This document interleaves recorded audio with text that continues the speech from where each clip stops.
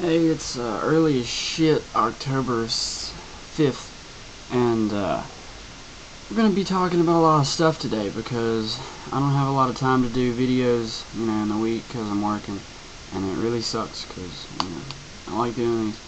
But, let's see what's on today's show.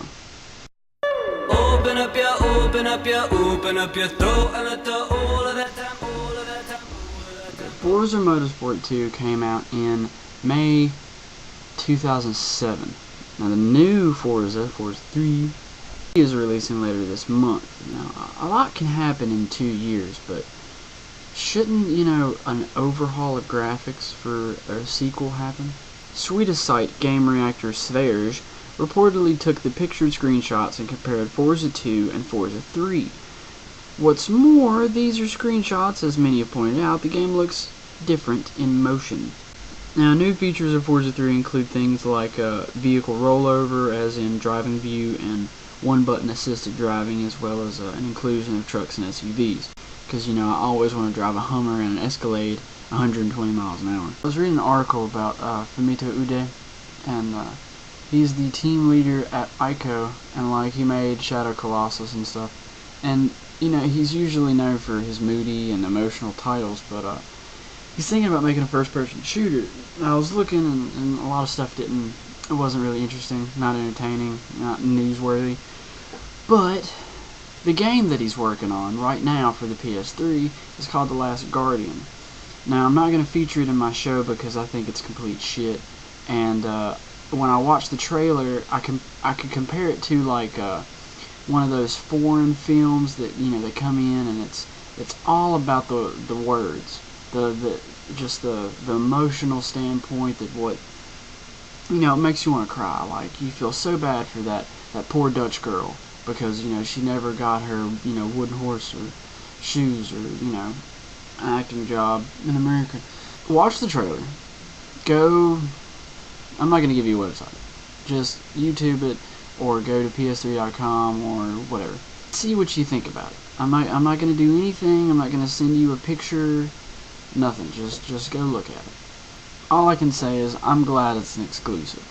It took 3 years, but PS3 finally beat the Wii in Japan. Sony sold 309,939 PS3s last month to Nintendo's 297,060 Wiis. That's the first time that's ever happened since the two consoles came out in fall 2006. So yeah, kudos to Sony. But let me point this out. It's been 3 years. Anybody who's wanted a Wii has probably bought a Wii, or played a Wii, went over to someone's house and played with their Wii. Now the people who wanted a PS3, they didn't have enough money to shell out the $40 bajillion that it cost. Now that the Slim is kind of coming out, I think it's a little bit too late. I mean, it's great that they beat the Wii, but it really doesn't matter. It's kind of like how the consoles came out, and they were like, oh my god, they beat arcade games. But, arcade games never really moved, do they? Well, it seems you can add Konami to the developing board that wants to go after Microsoft's Natal project.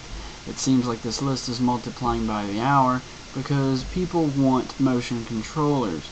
According to the report from IGN, series lead Shingo Takatsuka has said that the Pro Evo team is looking to integrating those devices into our games very aggressively, which means they want to get their hands on the best technology so they can put it in their best technology. Now, having a motion controller on Pro Evo would probably make headers a dangerous prospect, but Konami is actually looking for other titles to use the motion controller. Now, just imagine being able to immerse yourself in a cardboard box in real life. Then you could see Solid Snake do the exact same thing. Now imagine what Kojo Igarashi would do with a motion-controlled Castlevania. I'm guessing a vampire driving game. Now, if you're bored of the regular, standard, common 360 controller, you could always consider modding it. But that kind of gets a little messy and it gives you a headache. Or you could spend $29.99 on the XCM Blue Blood controller. As you can see from this picture, it's blue. It's a pretty blue. It almost looks pretty enough to kiss it. Now it has LEDs under every button, some corresponding to the color. If you're colorblind, I'm very sorry. But this is just pretty and I had to share it. Now Europe is getting a bunch of 250 gigabyte PlayStation 3 bundles to sell. Now besides coming with the packaged game or sporting a bigger hard drive, the bundles have actually one more thing going for them. A new box color. Yeah, this picture is supposedly the box for Need for Speed Shift. Check out the colors, man. Rad. Rad. Well, that's all for today in this uncomfortable fucking morning. Tomorrow, hopefully, I'm going to be doing another show. I'm off, so it'll be a bigger, better, longer show with more interesting shit that I can talk about, and you'll listen and be like, hey, that's kind of cool. And, not comment me, because, only a few people comment me, and not enough. I want to listen to you all. But guys, viewers, I love you, because you're the reason I do this. Keep watching. You're why I do this. And my eye keeps itching. But keep gaming, because, a high score is not going to get itself. I'll see you later, guys. I know it sucks that daddy's done, but try to think of what you want. You got to open up your thought, man.